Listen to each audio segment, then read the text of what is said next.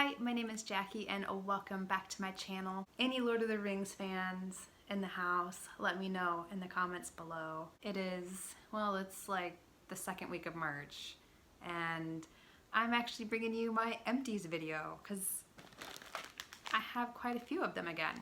But before we get into it, let me tell you what I'm drinking.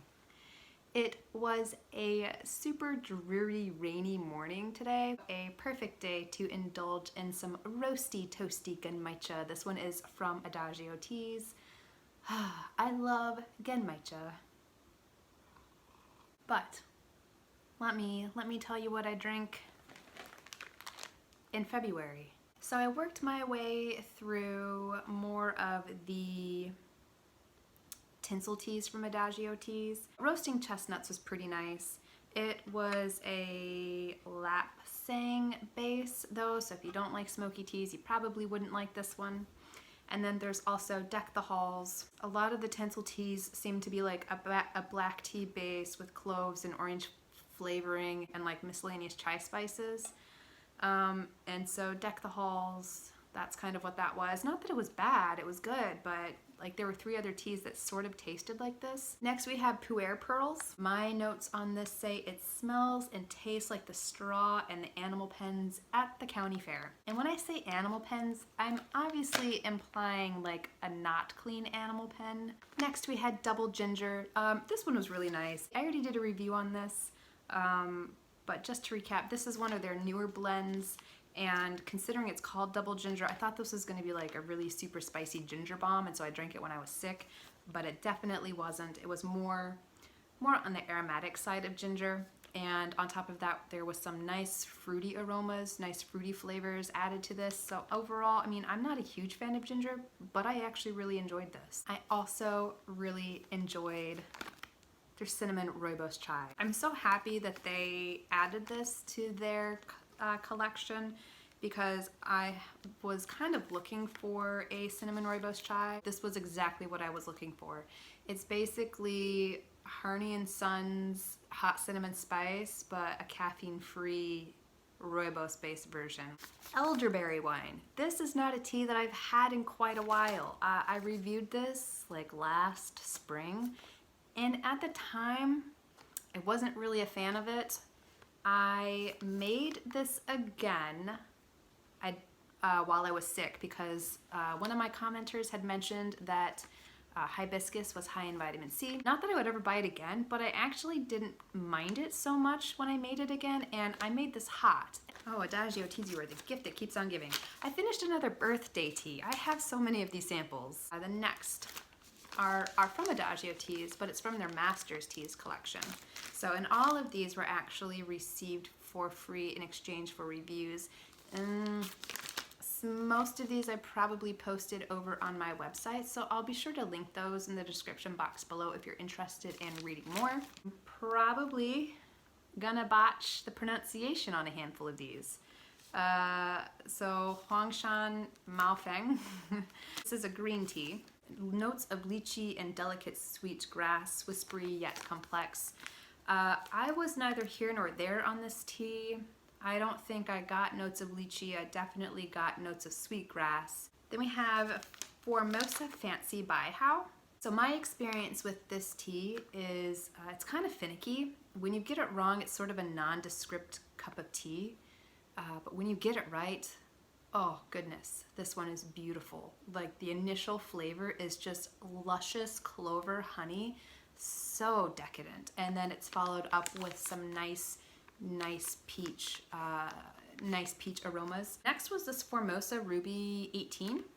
And this was actually really nice too. This was, so licorice and caramel notes were the 2 most prominent aromas for me. This is a tea that I would probably get again, and then this is probably a tea that I would want to explore from different vendors as well. So I really liked this one. And then last from the Masters Tea is this Ancient Tree Green Pu'er, and so this is a raw pu'er, and this is my first experience with a raw pu'er.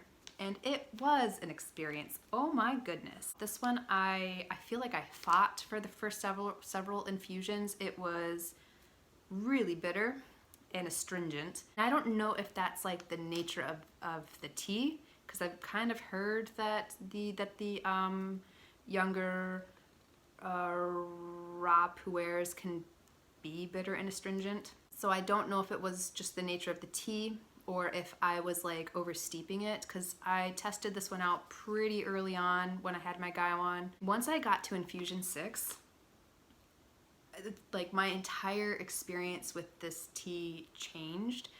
All of the bitterness and astringency kind of like, well, all of the bitterness disappeared, and I just got this wonderful mouthful of juicy peach and juicy apricot, and like the sensation that I was just sucking on lumps of sugar. Like it was amazing. Like I'd never had a tea that that produced those kind of sensations before.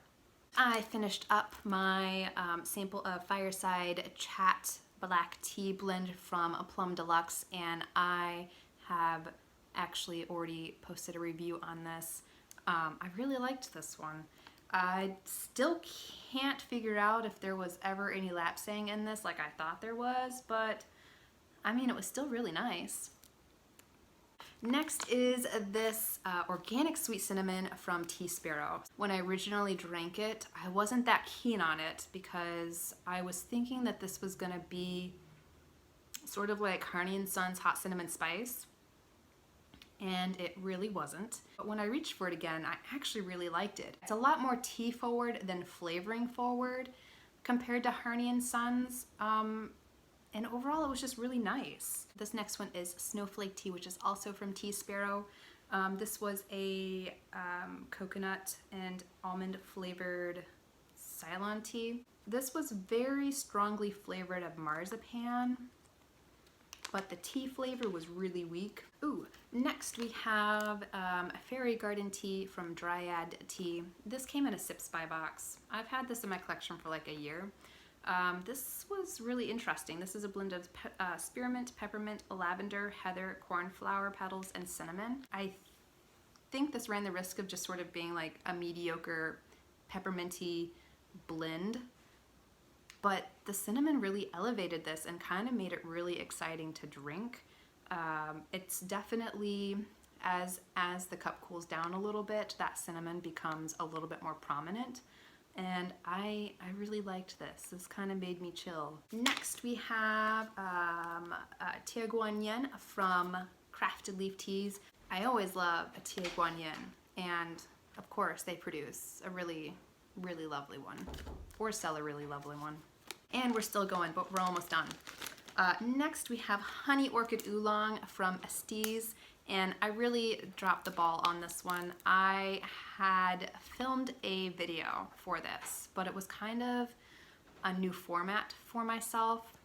And unfortunately, the execution was not upload worthy, which is really unfortunate because this Honey Orchid Oolong from Empties was really, really amazing. My initial first steeps were just like really luscious, sweet honey. And then later infusions, more floral aromas surfaced. One of the tea companies that everybody who knows what they're talking about when they talk about tea, not me, they always talk about White2tea.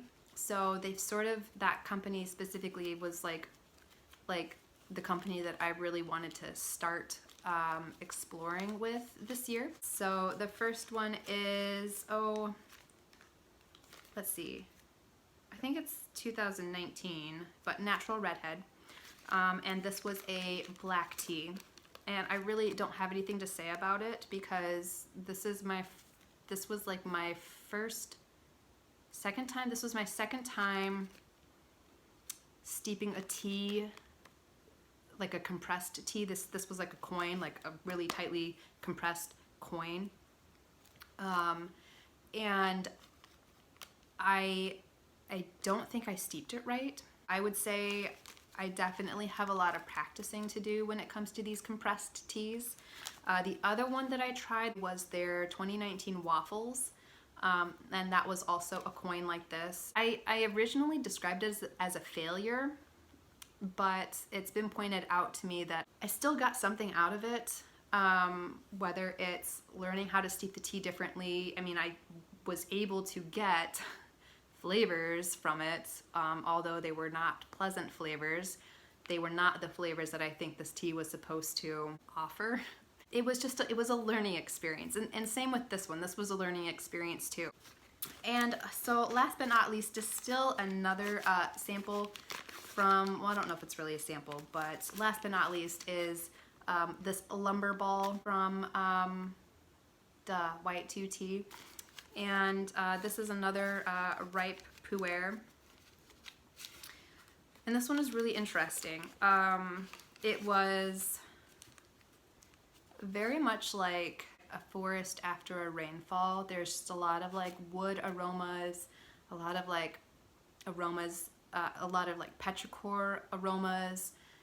It's kind of musty. I think I also got like sort of like how like a really old book kind of smells like vanilla, like that musty vanilla aroma. Kind of got that from this as well. I should also say that White2tea, in seeing my struggling over on Instagram, reached out to me and let me know that if I had any questions or concerns about steeping their tea, to let them know and they would help me out with it. So that was really cool. I really appreciate that they took the time to reach out to a newbie like myself and offer some advice should I need some. So that's really cool. I really appreciate that. So so far, even though like I've really struggled with the teas from White2tea, it's not a reflection of their tea. I think it's more the reflection of my ability to brew or to steep the teas like this at this point in my tea journey. These compressed teas are challenging. I will say though, the lumber ball compared to like these super densely packed coins, this was a lot easier. This opened up a lot faster than the coins. So this was a little bit more forgiving. I actually probably would get this lumber ball again. So yeah, those were my February empties. If you had any favorites this month, let me know in the comment box below. And as usual, if you enjoyed this video, please consider liking and subscribing, and I hope to see you guys again soon. Bye.